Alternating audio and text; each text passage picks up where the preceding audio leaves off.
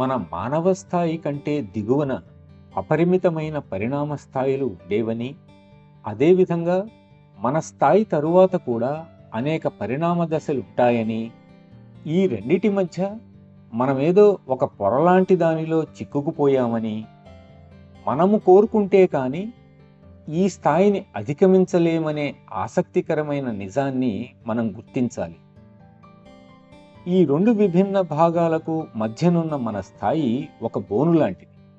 ఇందులో నుండి అత్యున్నతులు మాత్రమే బయటపడి ముందుకు వెళతారు. ఒక విధంగా ఆలోచిస్తే ఈ మానవ స్థాయి నుండి మనం వికసించదలుచుకున్నామో లేదో నిర్ణయించుకోవడానికి ప్రకృతి మనకొక అవకాశాన్ని ఇచ్చినట్లుగా అనిపిస్తుంది. ఈ మానవ దశను దాటాక అయిష్టతతో పరిణామక్రమంలో పాల్గొనే వారిని కాక, పరిణామానికి సుముఖంగా ఉన్న వారిని ఎంచుకుని ప్రకృతి ముందుకు తీసుకువెళుతుందని చెప్పవచ్చు.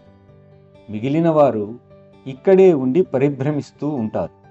కాబట్టి ఈ జనన మరణాలు, పునర్జన్మ అనేవి ఏమన్నా ఉంటే అది ఈ వలయంలో పరిభ్రమిస్తూ ఉండటం తప్ప మరేమీ కాదు.